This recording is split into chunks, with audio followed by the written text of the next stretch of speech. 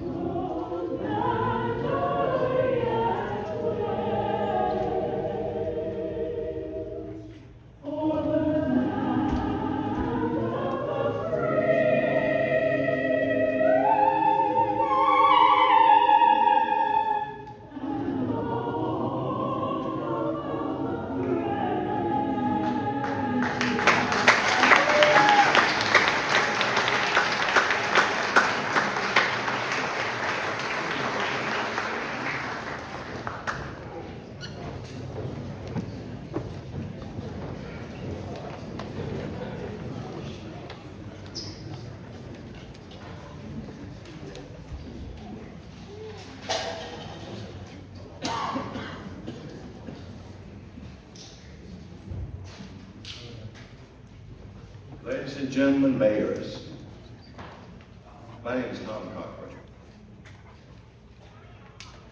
and I've given my life to the United States. I'm so proud to do so. Today, we recognize 56 men who risked their life. Most Americans can name a few of them. And that doesn't really matter. Because we gather here today to honor them, this band of brothers, our ancestors, who, without a doubt in my mind, if George Washington had not won that war, they would have been hung. And it's the miracle of God. We heard about Lincoln last night. We must remember George Washington. Without him, we wouldn't be here. So, happy 4th. Oh,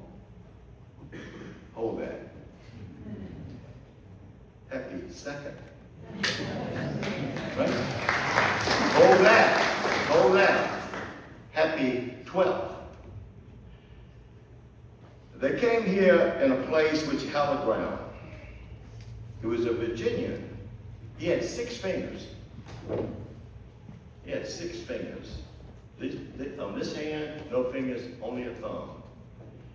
And his name was Richard Henry Lee. And he was the first person that proposed that we break with King George. He came here not with a sword, not with a musket, not with a pistol. He came here in July, with a resolution. And we know something about resolution. It was the Second Continental Congress. And they came and to vote, and it was a shock, and they were afraid. It was June 7th. It was June 7th, and they said, "Hey, it's just too much. Let's give it a break." And so a month later, they came back and voted on this resolution. On July the 2nd, 250 years ago, we should today recognize that 12 of the 13 colonies voted in favor. And we're reminding all that they were voting on a resolution. It didn't have 35 whereas clauses, it had one badass resolve clause.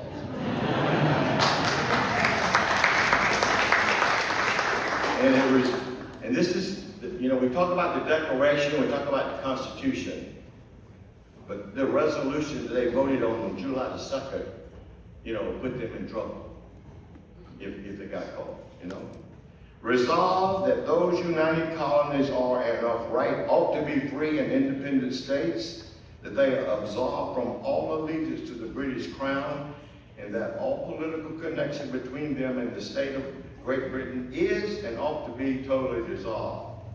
It was on that day, on July the 2nd, that we broke. And thank God for John Adams and Abigail. People used to write letters. Y'all text each other, email each other. I'm still looking for my BlackBerry, but that's okay. But on this day, he wrote to Abigail. On this day, on July 2nd, there should be with pomp and parade, with shows, games, sports, guns, bells, bonfires, illuminations, from one end of this continent to the other, from time forward forevermore. He wasn't talking about the 4th of July. He was talking about July 2nd.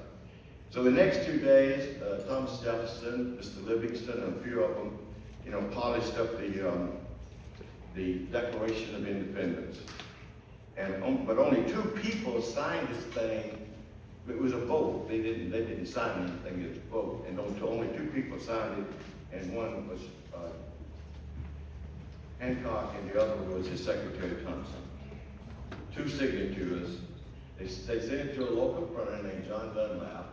He printed 200 copies, and he put July the 4th, and that's where we are today. But it wasn't until August the 2nd in 1776 that they signed the Declaration that we mentioned last night in the National Archives. Who are these people?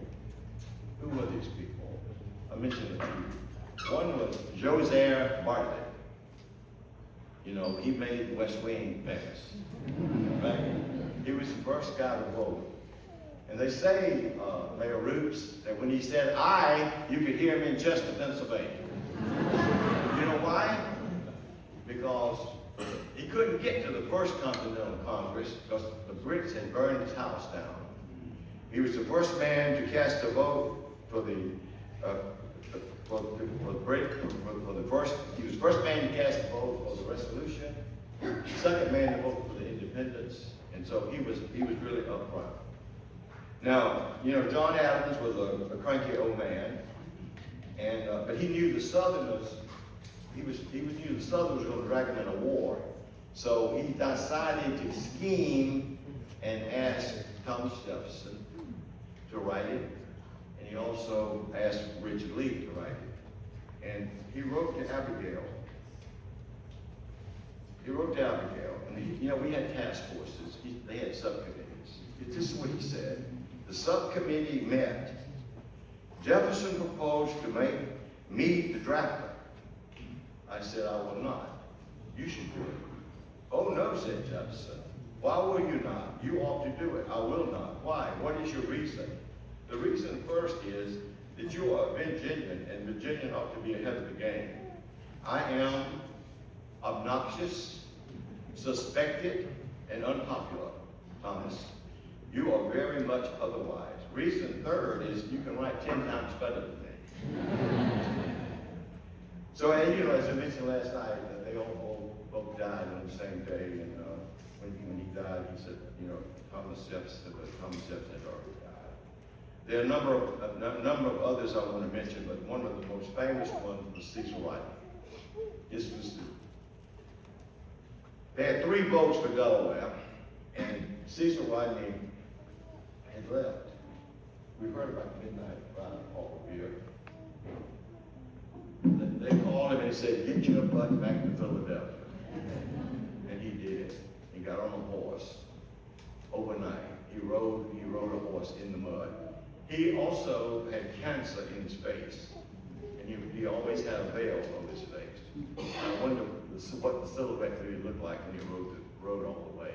But he rode all night, and he did it in one day, and it usually takes 2 days. So those are the people that stood for something. And the question is today, are we going to stand? Are we going to stand? In 1932, the mayor stood for Roosevelt during the Great Depression. In 1948, they stood with George Marshall to support the Marshall Plan. They stood with Eisenhower to build the roads, interstate highway. In the 1950s, they stood with Eisenhower. In the 60s, John Kennedy came to Hawaii and said, stand with me on civil rights. In the 70s, the ERA, Mayor Jackson, the black mayor of Atlanta, stood with the white mayor of Birmingham and said, we have to pass the ERA. ERA never passed, but we tried to do it. You go down the line. 1980, AIDS epidemic. We stood with C. Everett Koop. Ronald Reagan did not know what AIDS was until Rock Hudson died. So the mayor stood with him, have stood on AIDS. In 2012, we stood with Joe Biden when he said same-sex marriage should happen. And then Obama had come along.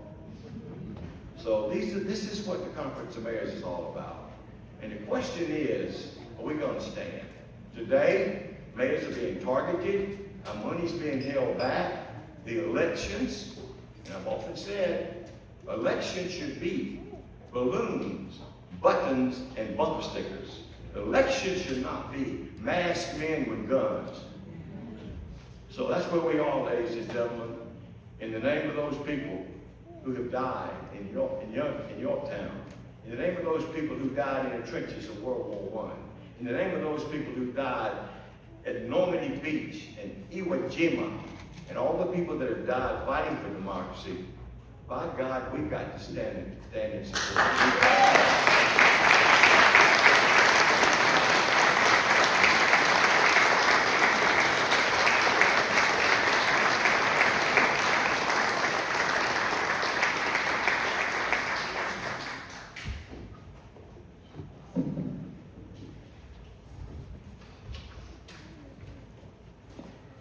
He is indeed a walking history book. Ladies and gentlemen, please give a round of applause for Tom Cochran, CEO and Executive Director of the U.S. Conference of Mayors.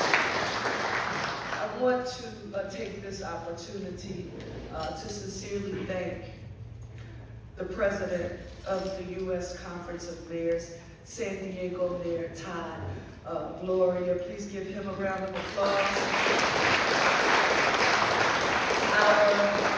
Our U.S. Conference of Mayors Vice President and Second Vice President, Lincoln, Nebraska Mayor Leirion Gaylor Baird, and Columbia, South Carolina Mayor Daniel Rickenmann. Thank you for your leadership and making today possible.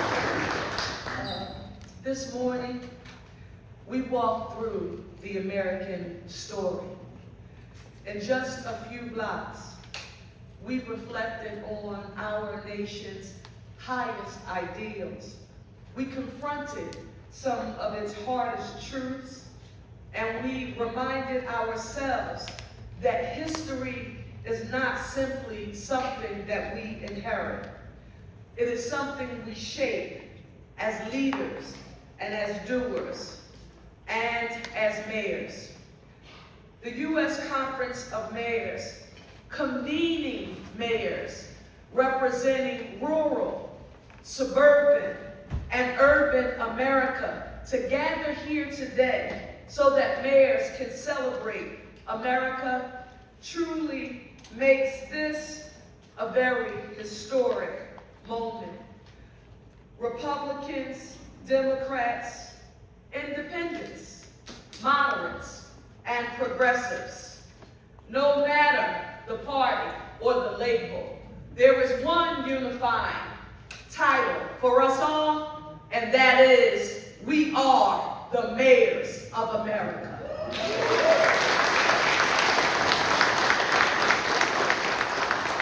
Yes, it's true, some of us are from big cities and others are from small towns, but all of us provide each other with different perspectives that allows us to grow from being together. We are united by our shared responsibility, and that is to serve the people who place their trust in us. That's the work of leadership, because democracy isn't measured only by what happens in our city halls. It's measured on our blocks, in whether a child feels safe, in whether a family can build a future or a small business to thrive. All of those actions require one essential thing, and that is for government to show up. That's why this gathering matters. I want you to know that Philadelphia is proud to welcome you to America's first city, a city that reminds us where our democracy began. A city that still believes that our best days are ahead, and may today's conversations strengthen old friendships, spark new ideas, and renew our shared commitment to public service. Welcome to Philadelphia, everyone. Let's roll up our sleeves and continue the hard work together. Together, we are one America, a united nation. Thank you.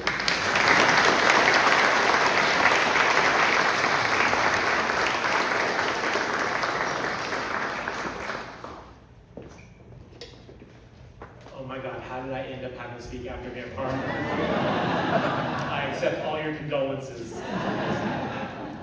Mayor Parker, thank you so much for your leadership and for welcoming all of us to Philadelphia, the place where America first dared to imagine a government of, by, and for the people.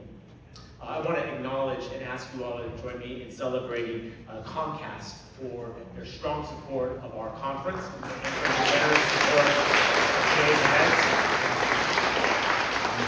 Thank you to Elizabeth Brennan, Grant Klinsman, Bob Merkin, Bret Perkins, Michelle Singer, and Bobby Yurka for being with us to celebrate today. We appreciate all of your support of our conference. And last, and certainly not least, to my fellow mayors from near and far, thank you for coming and being a part of today's commemoration. As President of the United States Conference of Mayors, I have the awesome privilege of representing leaders from every region, every background, and every political perspective. We surely do not agree on everything, nor should we. Healthy democracies depend on honest disagreement. But every one of us wake up every single morning with the exact same mission: to make life better for the people who have entrusted us with their neighborhoods, with their families, with their future. Because there is no Democratic or Republican way to fill a pothole, repair a bridge, or put up a stop sign. From reducing crime to building more homes, our residents aren't asking for partisanship. They're asking us for progress. They're asking us to solve problems, and every single day, mayors deliver. That is patriotism in its most practical form. It's a quiet, steady patriotism that is rooted not in rhetoric, but in responsibility. It is the belief that our country is worth improving, worth defending, and worth leaving stronger than we found it.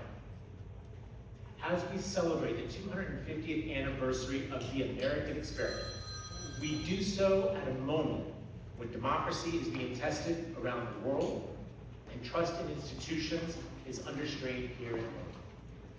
But our history reminds us that America's journey has never been a straight line, that ours has never been a perfect union, but yet we have always been a nation that is striving to become a more perfect one. And that work continues every day in our cities. But history often remembers presidents, legislators, and generals, but democracy has always been sustained closer to home. And long before Americans looked to Washington, they first looked to City Hall. They measure our democracy not only by our ideals, but by whether government keeps its promises. Can a family afford a home? Can a child walk safely to school? Can a senior trust that help will arrive when it's needed? And can a resident believe that their voice still matters? That is how democratic institutions earn trust. Not in theory, but in practice. And America's mayors shoulder that responsibility every single day. The founders gave us an extraordinary blueprint for self-government. But blueprints don't build communities. People do. Mayors do. In cities and towns across America, mayors turn our highest ideals into an everyday reality. We create places where opportunity grows, where neighbors belong, and where people can see that government still works for them. That is the story of the United States. A story that has never been written in Washington alone. It has always been written in neighborhoods across this country, one block, one street, one city at a time. So let this 250th anniversary be a celebration of our past, and let it also be a moment for renewal and a commitment to our future. If we continue strengthening trust, expanding opportunity, and fostering belonging in our communities, then we will do more than commemorate 250 years of American democracy. We will help ensure that its promise endures for generations to come. May God bless you, may God bless our mayors, and may God continue to bless the United States of America.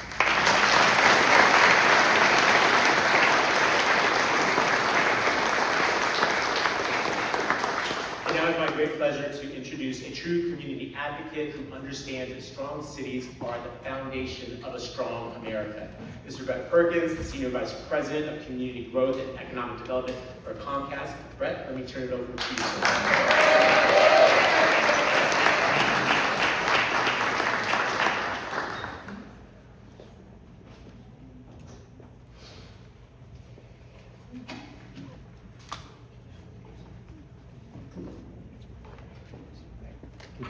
250 years ago, in the heat of a Philadelphia summer, America's founders put forth a radical and unfinished idea that free people could govern themselves. Yes, they were imperfect, and they disagreed fiercely, but they understood a truth that still defines our democracy today. Self-government only works when people are willing to serve something larger than themselves.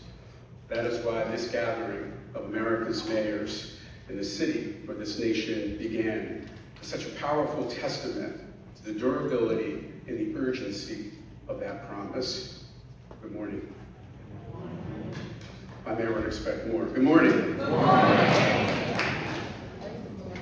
On behalf of all of my Comcast colleagues, it is an honor to be here to welcome Mayor Gloria and the mayors from across the country to Philadelphia. We're grateful that you traveled from near and far to mark this occasion with us. Mayor Parker, our hometown mayor, my mayor, thank you for your leadership and for working with Tom Cochran, the U.S. Conference of Mayors, to bring this gathering to where America's story began. Your constant refrain, one Philly, a united city, one America, a united nation, would give our founders confidence that their experiment remains in capable hands.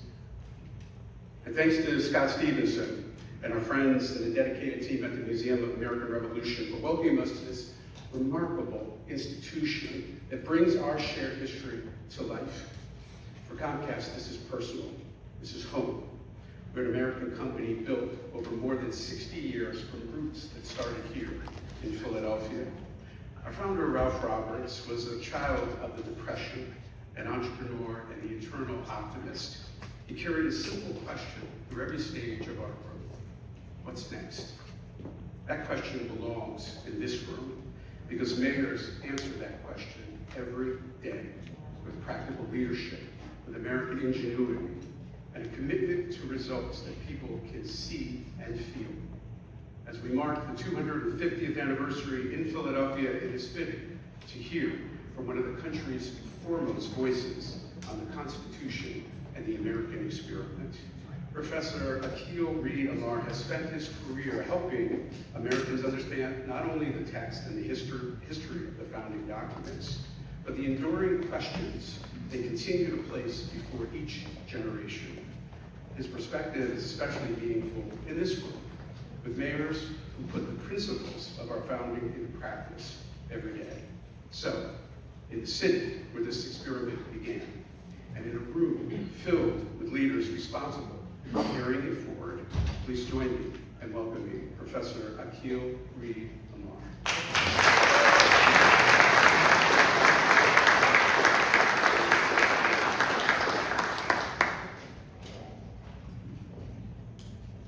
Mayors of America, distinguished guests, fellow Americans.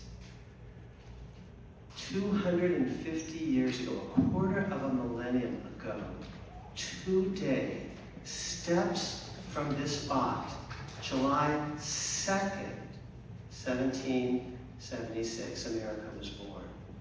And you've heard it wasn't the 4th. It was on the 2nd that these united colonies declared that they were, and a right ought to be, free and independent.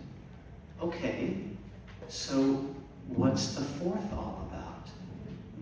Because your constituents are going to ask you this stuff, and I thought I'd just read you a few chapters. So, Lincoln was shorter. Not this way, but this way. He got to the point. So what was the 4th all about? Giving reasons to each other, to the troops, to a candid world. Yeah, they cared about world opinion. To God, the Supreme Judge of the universe, and to us, their posterity. Reasons for what they were doing. Now, big part of it are the grievances. The things that the king and his pals in Britain had done that were just wrong. They, for example, were imposing taxes and tariffs that elected representatives hadn't agreed to.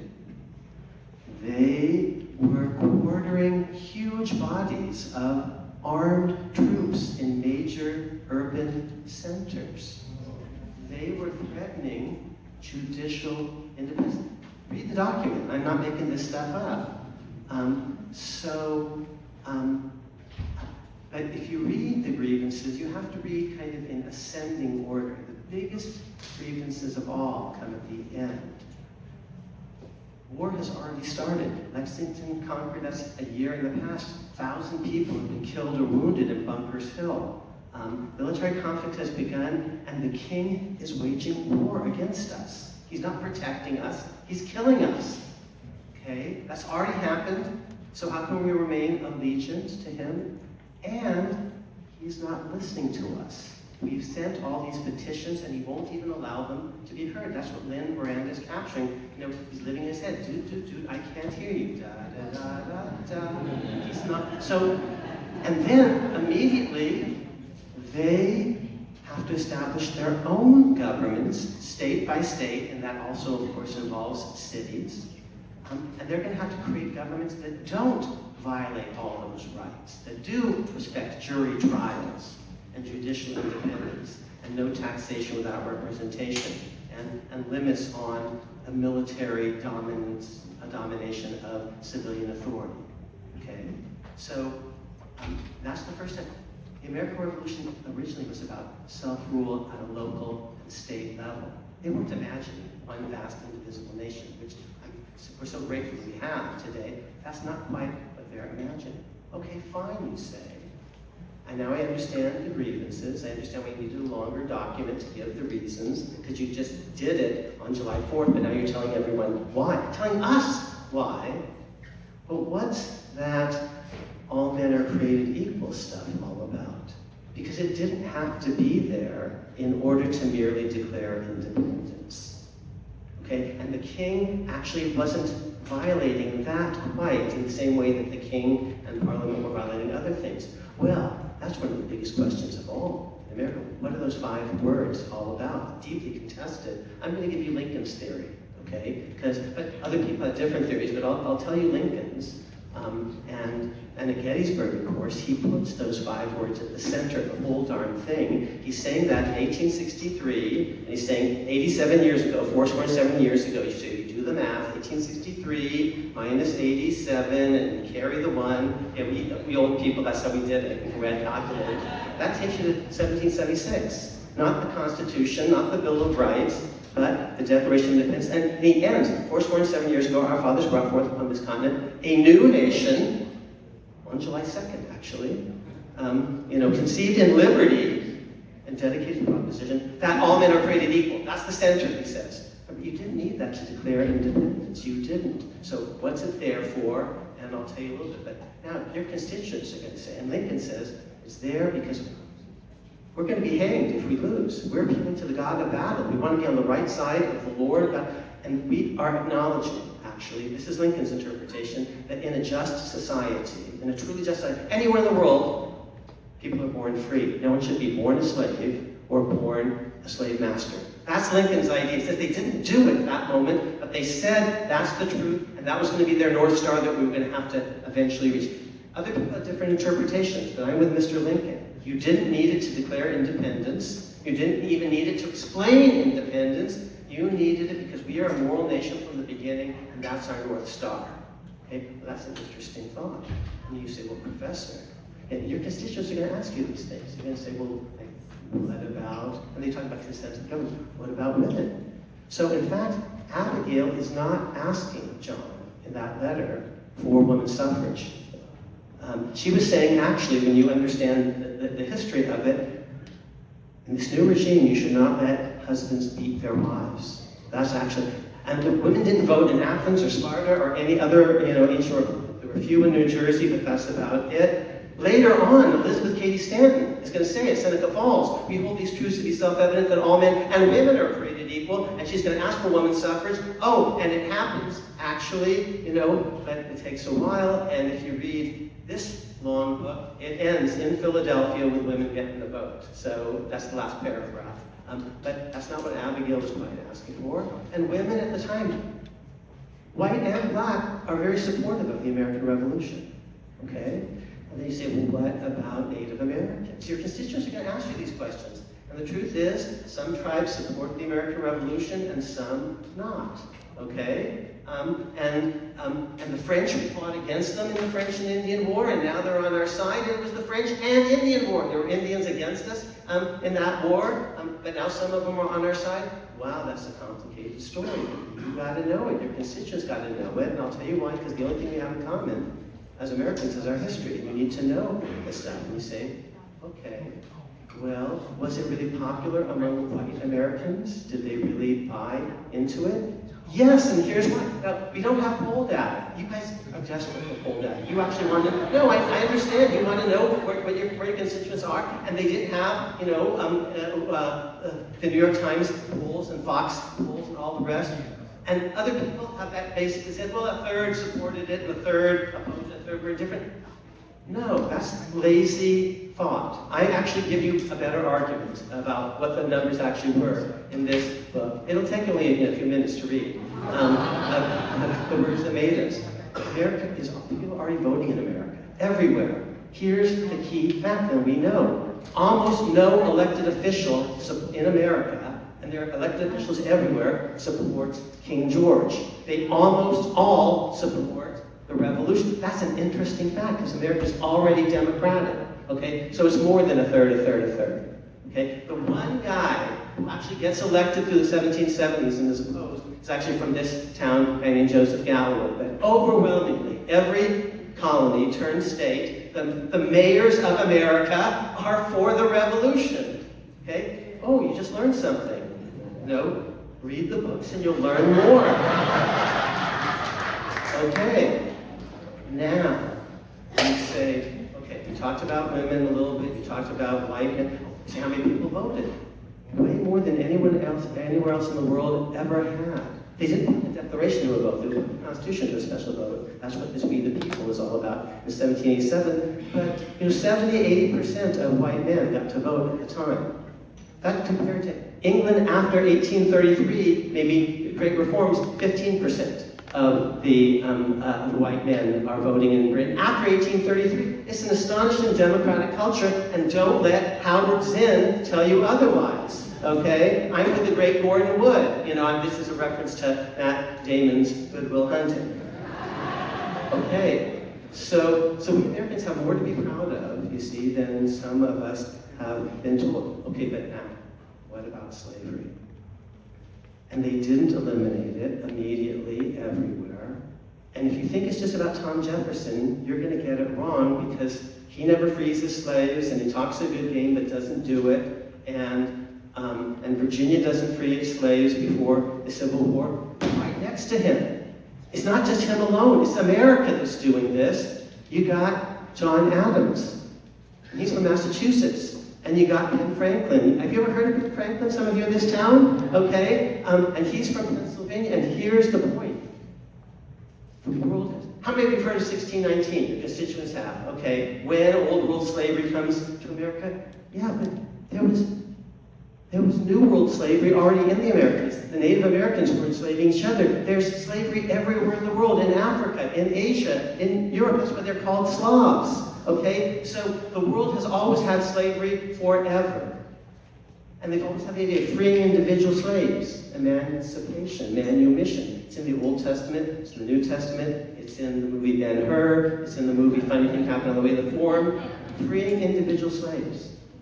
But where do we get the idea of ending slavery as a system? Not emancipation, but abolition. Where did we get that in the world? Who were the first people in the world to do that, and especially to do it in any democratic way? Do you know the answer? Because you need to, your constituents need to, and some of you are going to say, oh, Britain in 1833. Baloney! This is C-SPAN, I was going to say something else.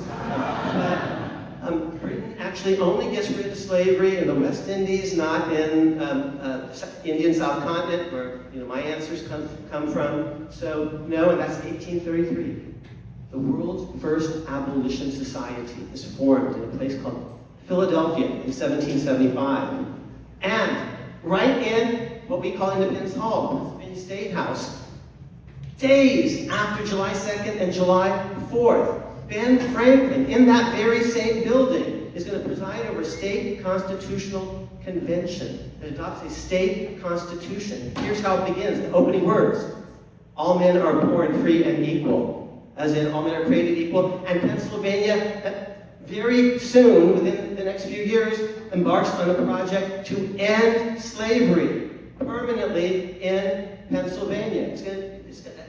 It's a complicated plan. Welcome to politics, but they're going to end slavery. Guaranteed.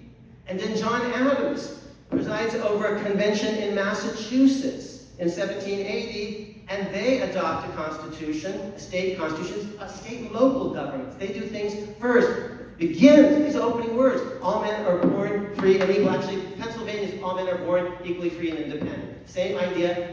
Ending, and Massachusetts uses those words to end slavery immediately. These are the world's first abolition moments, the beginning of a great abolition project.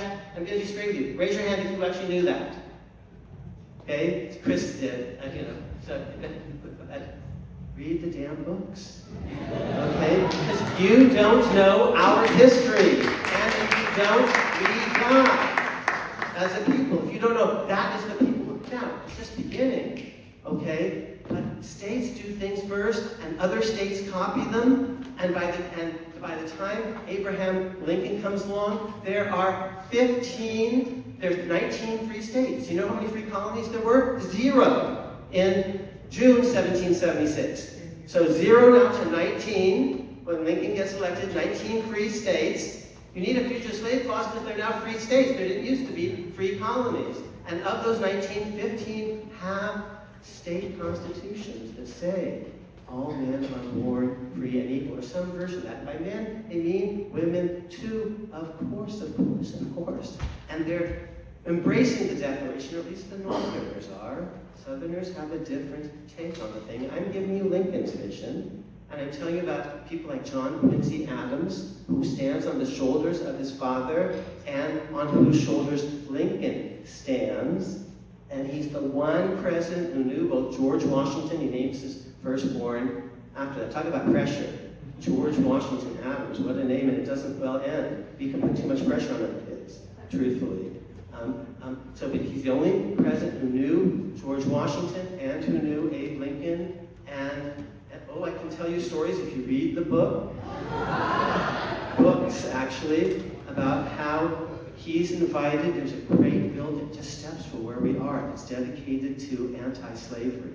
And they asked John Quincy to speak, and he says, I can't be there because I'm fighting a thing called the gag rule. But he sends a lovely letter saying, it's so great in your city, you're championing freedom and equality, black and white, male and female. Lucretia Mott's there. She's a great Quakeress from this city.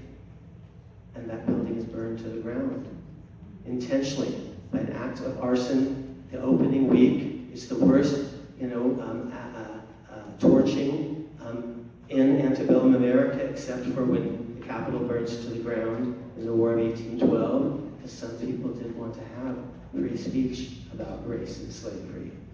You need to know that history, and that's steps from where we are, actually. So we're WHYY, actually. It's basically that building right there, that spot. Okay. So I'm coming now to, let's just see how I'm doing on time here. Yeah. Okay. So we need, thank you. Don't encourage me. It's like that bumper sticker. Don't vote. It only encourages them. Okay, so here's the biggest point of all. Okay, so these words we're still trying to catch up with them. Wow, all men are created equal. It originally means everyone is born free in a just society. And Lincoln actually says, being born free doesn't mean equal citizenship.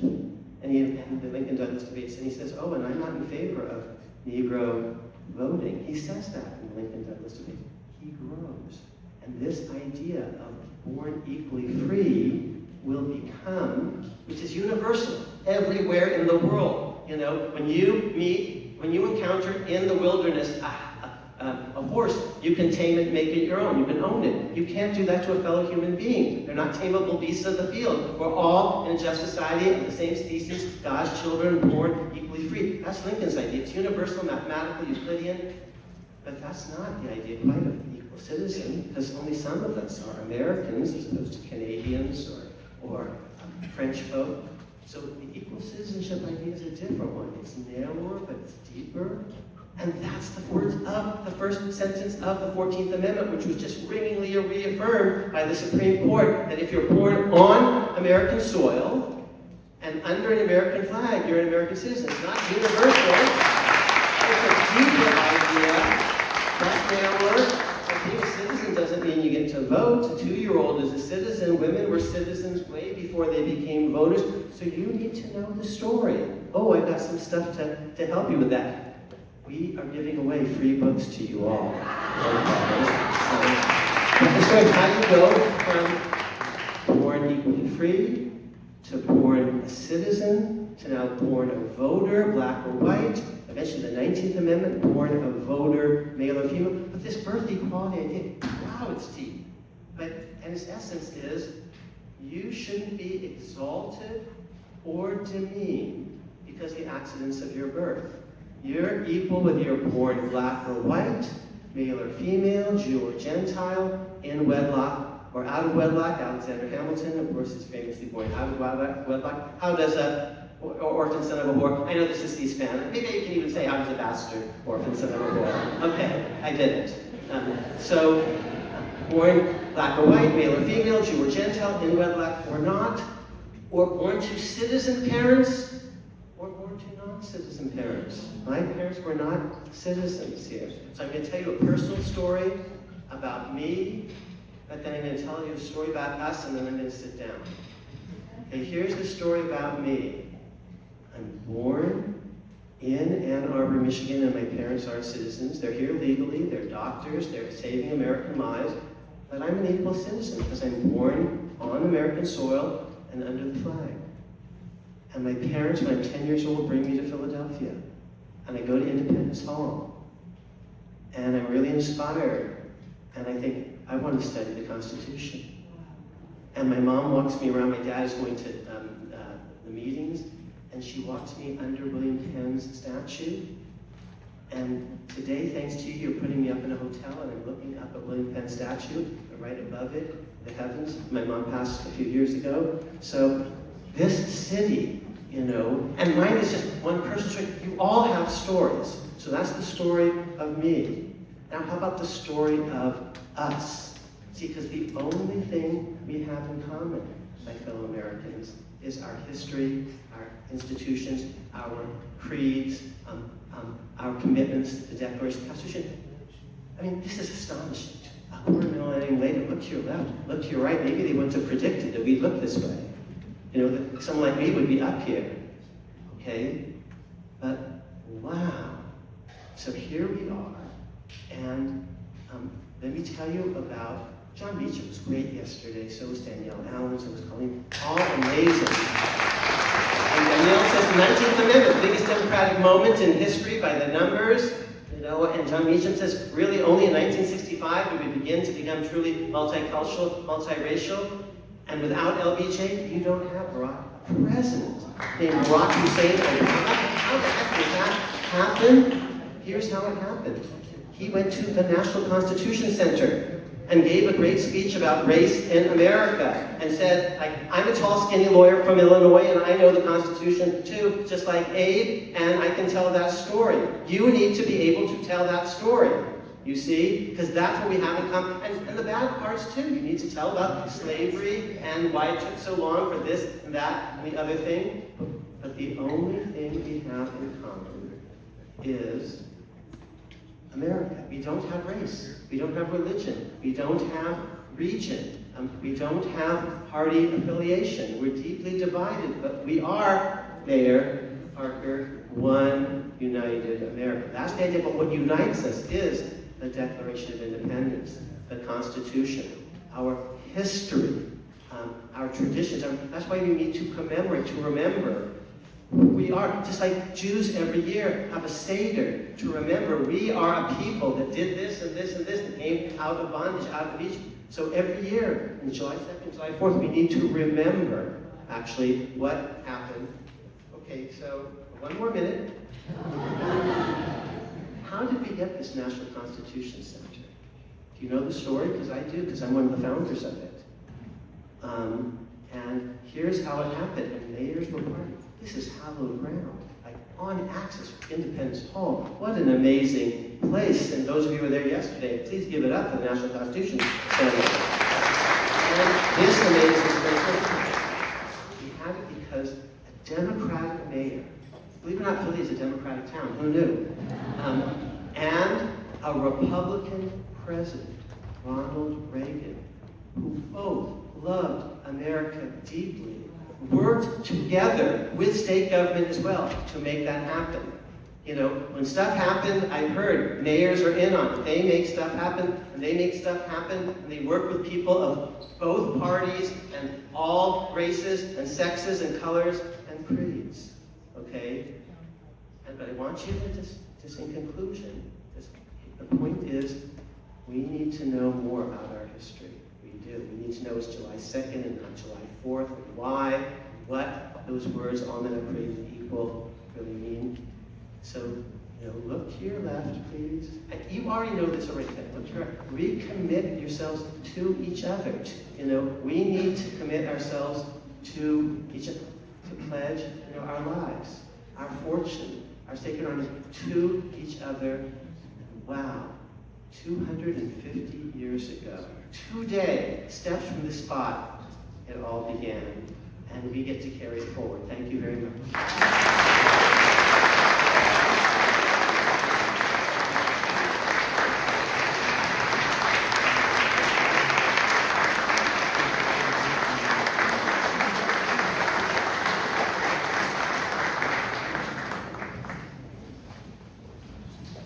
That's such a hard act to follow. We're going to start with the Philadelphia Celebration Choir to 7 minutes. Try to get on up to, are you ready?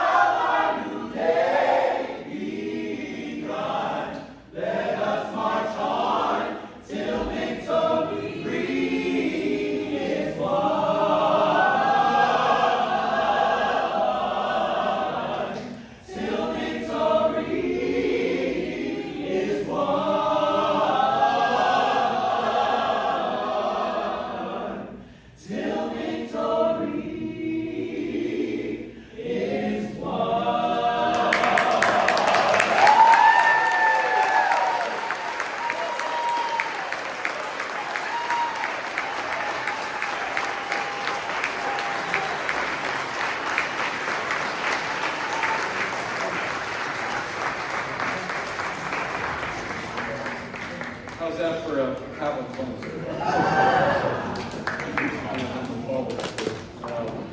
So I'm Scott Stevenson. I have the great honor to serve as president and CEO of the Museum of the American Revolution. 19 years ago, I got a call to be the third employee to try to get a little audacious startup off the ground, kind of like America 250 years ago. We've been open for 9 years now. Next year will be our 10th anniversary. And we often reflect on 2,000 years ago, Roman statesman Cicero wrote that to remain ignorant of what happened before you were born is to always remain a child.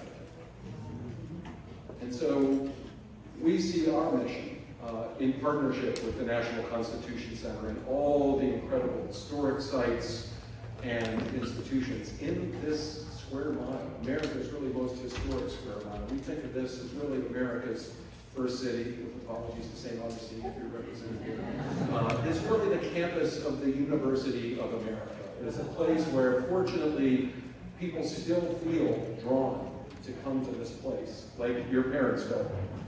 That you had to go to Philadelphia, you have to see Independence Hall, you have to connect with the Keystone City, or the Keystone State, where that dream of unity and liberty was really first put down on paper and declared to the world. And so our mission here is to uncover and share all of the amazing, compelling stories about the diverse people, the complex events that sparked America's ongoing experiment in liberty, equality, and self-government. We emphasize the diverse part. We tell a radically inclusive story here. It is the history of our nation, warts and all, but it is also an incredibly uplifting and hopeful story, really focusing on and ensuring that Americans of all ages, and particularly those rising generations, understand our shared history, because it is the only glue that we've ever had to hold us together. That incredible struggle produced a lot of good political slogans. So I'm going to make some product pitches here, because Professor Reed felt like he could push it a little bit. Although you get your books for free, you got to go to the gift shop for these. Unite or die, right? Unite or die. That's the original paper from Philadelphia. They took Benjamin Franklin's Join or Die from 20 years earlier. They kind of updated the sentiment, and they knew the stakes. Because while everyone is here on July 2nd, there were 110 British ships anchored off of Staten Island, and 350 more headed here with, you're not the only one, by the way, that knows Hamilton. 32,000 troops in General House got troops on the border. That was happening, so it was a dangerous moment. The empire was about to strike back. Big time. More product placement. This is a very popular one, right? You can boil a lot of this stuff down. This resonates, and one of our hopes is that Americans reclaim these sentiments from our founders, right? This is us. This is the glue. But my real main purpose here is to introduce a true hero at the Museum of the American Revolution. I'm going to have one more T-shirt to introduce my colleague Adrian. This is not from the revolutionary generation, but from a Pulitzer Prize-winning historian of the American Revolution, Laurel Thatcher Ulrich, who once wrote, "Well-behaved women seldom make history." Now, I will say, Adrian Whaley is generally a well-behaved woman, except if I hesitate to say yes to anything that she wants to do here. Adrian has been my colleague since before the museum opened, so she's been here since we were putting together the education program. She leads our education and community engagement efforts here. She is a Philadelphian with very deep roots, and I'm really excited to be able to introduce Adrian and talk a little bit about the work that we do here at the museum.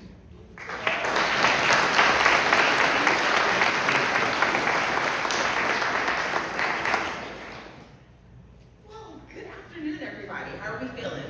Yes, I love it. The energy that you all have brought to the museum today is amazing, and I appreciate it.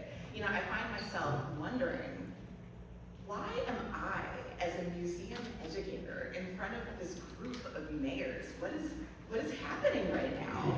And frankly, after Professor Rita Marr, I'm kind of still wondering, why am I up here? But here's what I figure I can do. I think what I can do is I can pull you all into some of the conversations that I've had the privilege of having with educators over my time here, both in charge of the school programs department within the education department, and then later as the director of education and community engagement here. So Scott mentioned to you that we are a new museum. We still have that new museum smell, although it's hot today, so it might be a little bit different, but that's fine. That's okay. we are still a place that is discovering who we are and sort of settling into our like adult clothing, right? But when we first opened in 2017, we had a lot of folks coming through who were reviewing the institution. They wanted to tell the world about what they'd experienced and whether or not it made sense to come visit the museum, right? They were sort of expressing their views to the world and letting folks know, come here, yes or no. So let me tell you, one of the most popular professional development workshops that we at the museum offer is one on African Americans or people of African descent in the American Revolution. And the way that I begin that PD workshop is actually using a quote that's from one of those reviews from 2017. The reason that I do that is because the reviewer says that by including the stories of women and Native Americans and people of African descent, we are strengthening the history, but we are weakening the symbolic power of the American Revolution. So I dig into that with teachers, like, what is the symbolic power of the American Revolution? What is it that you do in your classrooms when you're sharing this story? What are you hoping to accomplish with your students? How is what you do in your school a part of the American project?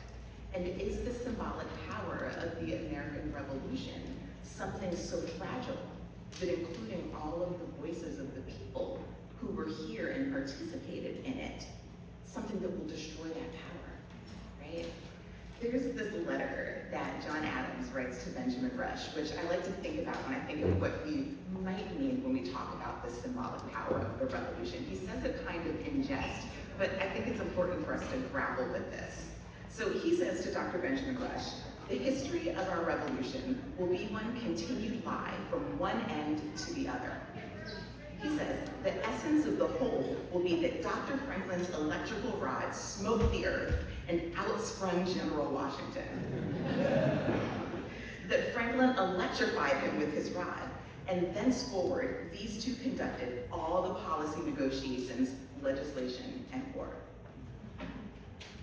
Now again, he says that in jest, but think about some of the stories that you've heard of the American Revolution. They're not actually that much more complicated than that, are they? And yet, there's 2.5 million people living in British North America on the eve of the Revolution. And they were not all George Washington, or Benjamin Rush, or John Adams, or Thomas Jefferson, or any of these folks. Is it possible that there is a symbolic power to the story of the American Revolution that includes more of those 2.5 million people, 2.5 million voices, 2.5 million stories? We think the answer is yes. So, for example, Philly's been in the news a lot lately because of the President's House historic site, right? A space that we are very proud of in the city of Philadelphia because it tells a broad and diverse story. Well, we at the museum also have another of General Washington's homes. We have George Washington sleeping in office tent. It's a level below you, right here in the museum, and you can see it on the hour, every day here at the museum. So you should do that before you leave today. But what if, in telling the story of George Washington as a general and as a military hero, what if we also include the fact that William Lee, his enslaved valet, traveled with him essentially every day and every year of the Revolutionary War, and was probably the only other person who could call that tent home? What if we included his story? What if, when we talk about the Boston Tea Party, when around 342 chests of tea are thrown over the side of a ship called the Dartmouth, what if we also talk about the fact that there was another shipment of cargo on that ship, and it was a bunch of original first editions of Phyllis Wheatley's Book of Poems, Religious and Moral? What if we talk about Wheatley's story when we talk about this, right? What if we talk about the opportunities, the struggles, the challenge, and the fortitude of her story in relation to the Sons of Liberty? What if when we talk about America's allies, we not only talk about the French and the Spanish and the Dutch, et cetera, but we also talk about the Oneida Indian Nation, right? And we talk about the decisions that they made as a group, weighing the pros and cons of their involvement, thinking about their needs and their own agency, in addition to what they would bring to the new United States of America. And what if we thought about what happens afterwards in relation to the treaties that were engaged in between the Oneida Indian Nation and the new United States of America? And and how in some ways, in many ways, those treaties have not been delivered upon. Is there still a symbolic power to the story of the American Revolution that we can lift up if we tell those stories? Again, we think the answer is yes, but a large part of the reason we think the answer is yes is because our guests have told us so. So I brought some examples of what some of our smallest guests have told us. We are lucky enough that sometimes we get thank you cards from students who come to the museum. And sometimes, they just say, thank you, that was so much history and the trip helped us learn more, right? Like, that's learning, that's beautiful. But sometimes they get more specific. So let's just appreciate the artwork on this one, you all, right? This is amazing.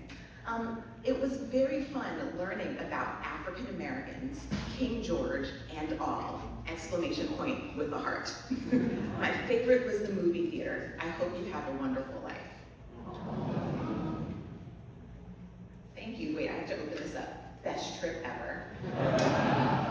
Love that. Let's see, my favorite parts were the Oneida Theater, the ship, and the tent. Once again, thanks for the fantastic trip. But it gets better. Okay, so sometimes you get the pre-formatted letters, and they can do what they want with them. And so this student said, I had a great time seeing the Native American statues and George Washington's 200-year-old tent. Exploring the museum helped me realize that regular people can make a big change in the world as long as they set their mind to it.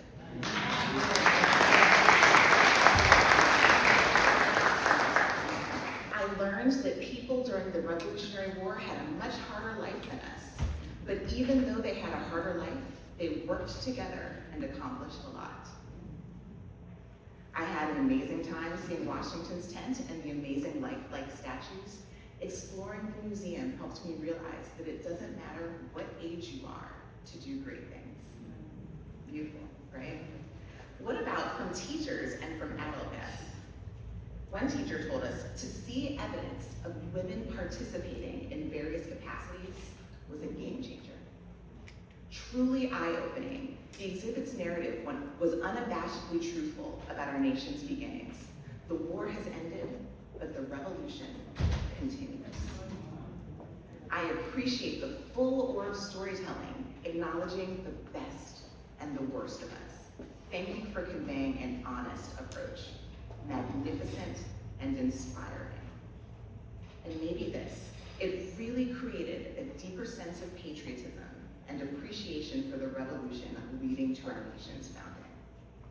So it seems like it is possible to tell a story that is complicated, that is compelling, that talks about the hypocrisies, the ways in which we fell short, but that also inspires things in people's hearts and in their minds, that they can be a part of an ongoing American revolution and continue to change history for the better. So I think maybe how I'll close is to tell you about a little fun thing that I did a couple of weeks ago. So you might see this on the floor today as you're moving through the museum, that oftentimes either museum staff or some of our contractors will get dressed up in 18th century clothing. And we'll help people learn through first and third person interpretation what life was like in the 18th century and in the Revolutionary era. And I do that too, even though if you had told little Adrian in college who majored in African American studies that that is the thing she was gonna do, she would not have believed you.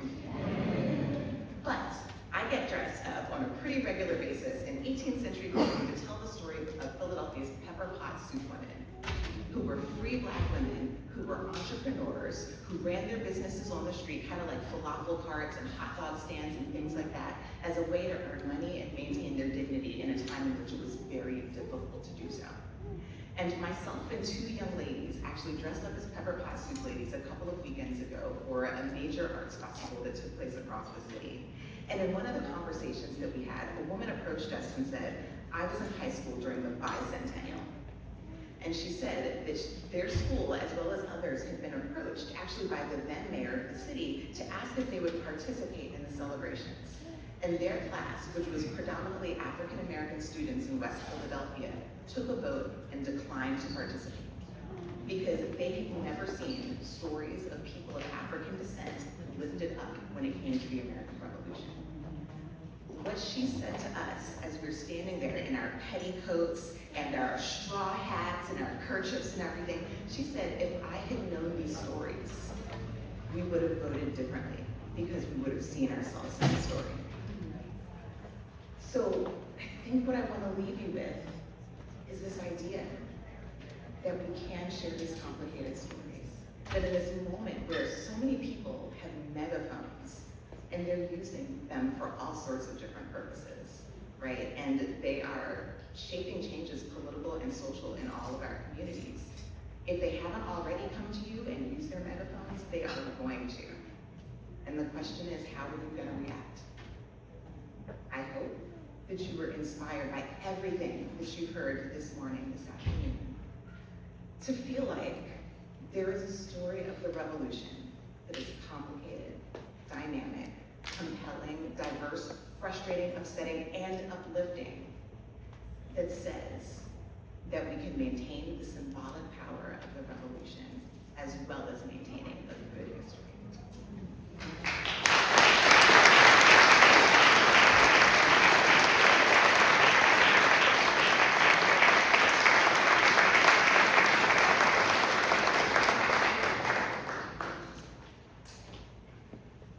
Let me just start by saying thank you, thank you, thank you. A special thank you to every speaker, every partner, and every mayor who made today so meaningful. Can we give everyone a round of applause? I do have to quickly run through the people who participated. The Star-Spangled Banner, Val Gay, the Chief Cultural Officer for the city. Thank you. Wait, the Philadelphia Celebration Choir, lift every voice and sing out Lord. And homegrown, headquartered here in the city of Philadelphia, Bret Perkins, Senior Vice President of Community Growth and Economic Development from our Comcast Corporation. Thank you, Bret, thank you, Comcast, for everything. And Professor Akil Reed Amar, Sterling Professor of Law and Political Science from Yale University. I want my books. I'm ready to do my homework. And then the amazing Dr. R. Scott Stevenson, the President and CEO of the amazing Museum of the American Revolution, and Adrian Whaley is Director of Education and Community Engagement. Give them all a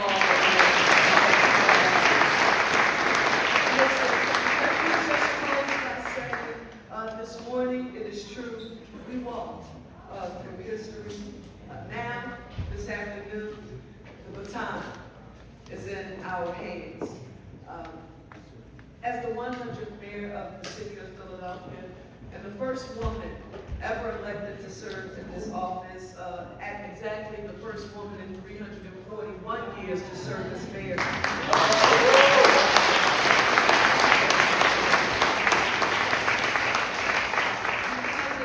Our city more than 340 years to elect its first woman mayor.